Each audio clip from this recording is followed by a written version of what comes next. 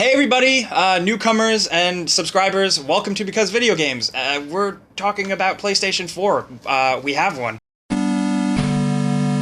Joining me is Max Parker. You probably know him from the live chats that we do sometimes. He's a pretty cool guy, and he's a fellow game person of video games. So we've been playing around with this thing. It's real. It's the real one.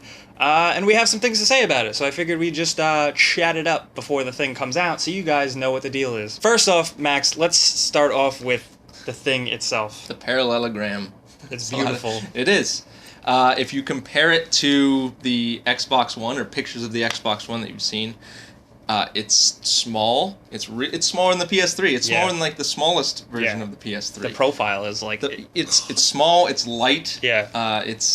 It doesn't look like much in pictures. Pictures don't really No, do justice. honestly, no, guys, really. No power brick. That's worth mentioning. The power supply is inside. It's definitely probably a little fingerprint prone. Sorry. One portion. Yeah. Which is a lot like the Xbox One. That one the quadrant one spot is glossy. The we rest just get of rid it's of all matte. that. Right. Now, one thing I couldn't figure out is the light bar. It changes. It changes. But I don't know why. Standby is orange. Okay. Starting up is a pulsing blue. Okay. And then when it's on, it's white. It's like chillin' white. Yes. That's right. when it's just hanging out doing its regular thing. So Yes. basically, it's going to be white most of the time. That's what I've noticed as playing. Yep. And I was like, what does it mean? It just means it's good to go. Yeah. Okay. And cool. because like you said, it's really compact, and there's a lot of high tech stuff in it. So you worry about first generation. I worry that it's, who knows, it could brick. It could brick. It could be a 360 all over again. We could now have the red line of death. Red bar. Yeah. Now, next, a really important thing, the controller. Where is it? Yes. Yes. The controller the DualShock 4. Pretty... I've enjoyed my time with it. Huge improvements. I'm not a DualShock 3 fan. No, neither am I. I'm a huge 360 controller fan. That controller, to me, is the perfect controller, the 360 controller. Yeah. This is a huge improvement. It's quite a contender for... Yeah, it is. It is. It's more first-person shooter friendly. The sticks are firmer. It fits in your hands better because of the elongated sides. Yeah. The triggers feel great. The non-analog buttons do make a difference now. They're not. They're no longer digital, so you don't have to press it really hard to, Right. Some people will probably miss that, but I'm into it. Yeah. The touchpad I like, but it feels a little cheaper than I expected. Really? It feels a little like, chintzy. But I haven't used it like hardcore yet. Well, the D-pad, I can't offhand. I think I might be wrong about this. The PlayStation, I think they're all individual buttons. Yes, they are. And this is one piece underneath the plastic, so it all moves. Yeah. Right, so it does give it a different feel. Did it take you a while to get used to the option button? Yes. Being not it's like... The option button is the pause button. If you want to go to a pause menu in the game, you hit the options button. It just feels weird, though. Right. Like, I think about it, and I'm like, so wait. bizarre. Yeah, it's like when Xbox was like, we're going to make black and white buttons. Yeah, exactly. Do your own thing. Just start select. It's been that since the beginning of time. What do you think of the touchscreen? The touchpad. The games that I can talk about, I haven't used it too much in application. Killzone, I thought it was pretty cool. Yeah. It's good, But other than that, what have you used it with? It's Killzone. Yeah. That's it. It's very responsive. Yeah, it is like quick. I thought there'd be like a delay, but it's multi-touch. It's like the real deal touch. Yes, and it's a button. Yeah. You depress it, it's a button. Like the joystick is a button. I think that there's a lot of potential for that. Like, sure. Saying that, like, anyone can say that, but like, because I can't come up with an example, but there's so much stuff. Like, especially with maps, it's going to be so cool to navigate maps. Was the light distracting at all for you? It wasn't. I thought it was going to be. Yeah. Sometimes Maybe it reflected off of the shine of the trigger buttons, and it threw me off a little bit. Or your fingers. Yeah, your fingers too. Yeah, I'm very pale. I just give up. Like, I reflect. But I like the color changes. It's very cool. Some games, it's like an indicator of what you're doing or health. The triggers feel really good. Yeah, I've shot a fair amount of people. They feel good.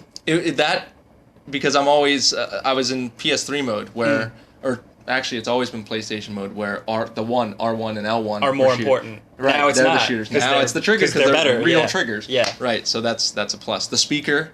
The built-in speaker is very loud, and it threw me off as soon as I heard it. Yeah. I was like, whoa. Right, yeah, and it every time I hear something come from the controller, I think Nintendo. Exactly. Because of the Wiimote and then the Wii U as well.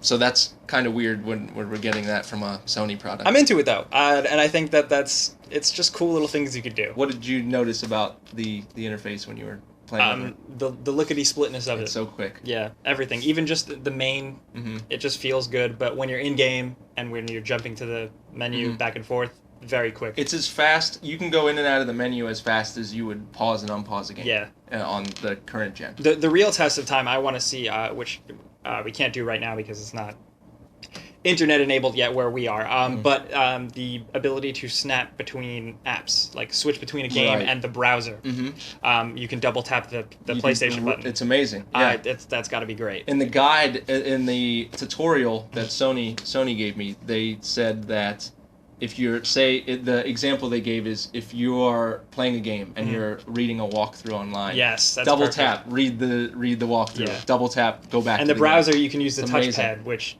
makes it like a whole different. It makes it like normal computer navigation. Yeah, right. Yeah. Thanks, RAM. That's the 8 gigabytes of RAM. The easiness to bounce back and forth. Yep, the DDR3. Just such a good thing to have. Yeah, it's quick. And again, once things go online, because this isn't online yet. Yes. Once it goes online, who knows? It could bog everything down. Yeah, we don't know. I mean, the infrastructure, we can't see it. I did like poke around. There is like a real party chat now, a real 8-player party chat that is party chat. And that is cross Vita. That's through Vita too. So really? somebody can be playing the Vita and be in your party. That's very cool. And use the mic and speakers I'm on the into Vita. That. It's great. Awesome. The whole trophies interface, like I didn't have any, but it seems much more streamlined. Even there's while we're on trophies, yeah. There's now a percentage. There's rarity. They rank them. Yes. You saw that? This is very cool. Yeah, there's common, rare, very rare, and ultra rare, and it tells you the percentage to the decimal point. Wow. For how rare a trophy is. Yeah, you can see like how good your achievement. Does a lot of people have it or no? I think that's so cool. It's great. It adds an extra oomph. Good, and people love trophies and achievements. It's perfect. I like navigating though in general, and I can't wait to see how much better it's going to do online, or not better. You know, the streaming isn't. I mean, it's not. I saw a demo of the live streaming. Yeah. And you can post. You can take a screenshot of the game you're playing at any time. Yeah. Or even the menu, if you're just messing around in the interface. Take a screenshot, load it to Facebook instantly. You don't have to stay in there for a loading bar. Oh, you just hit it and go away? Boom, Facebook. That's cool. I did bring it up. 15 minutes of video you can save locally. I noticed when I checked the I checked the storage, and it showed how much games were installed, how much apps were installed, the OS, and then it had game footage, which I didn't click, I didn't say anything, but that's its DVR feature. That's the DVR feature. So you can save locally 15 minutes of video. You can post that video to Facebook if you wish. You can live stream through Twitch and Ustream day one, and then also if you have the camera, and you have a mic, you select if you want the camera to also be on the stream, if you want the mic, your speech to be on the stream. That is so great for people. Right. It's amazing they got this right on the first try.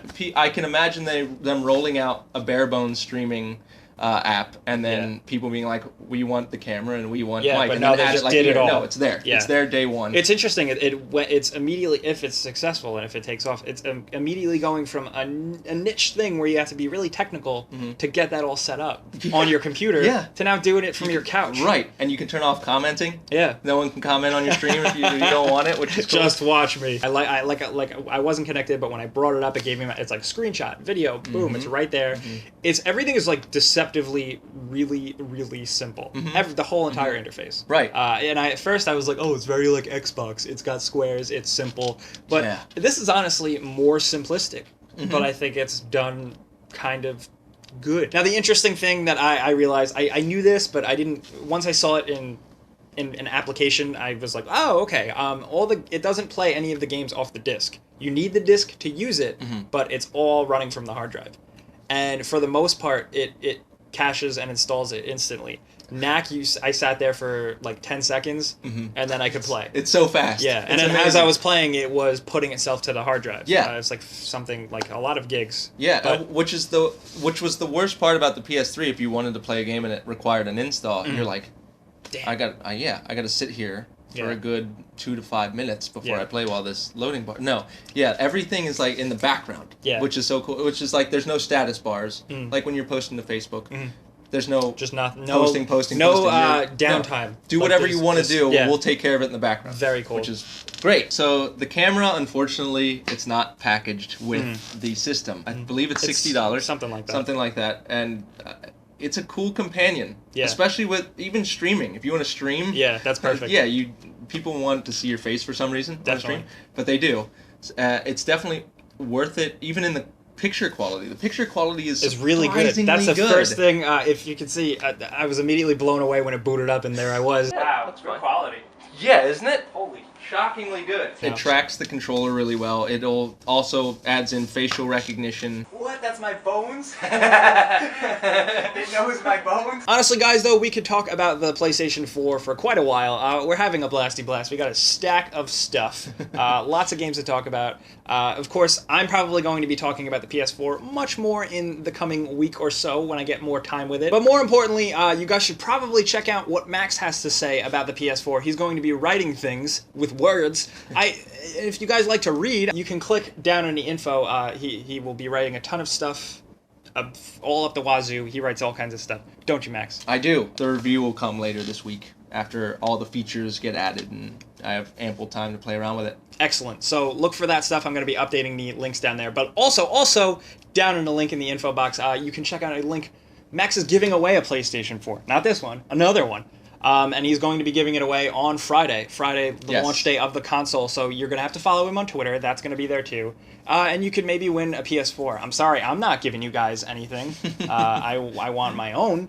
But that's it for us talking about the PlayStation 4. The most important thing, guys, talk to us in the comments. I will be answering comments. Ask me anything you want about the PlayStation 4, and I will try my best to answer it. So hopefully I see you guys over in the comments, and that's going to be it over here. As always, this is Because Video Games. You can subscribe if this is your first time watching. If you sat all the way through this, I'm out of breath.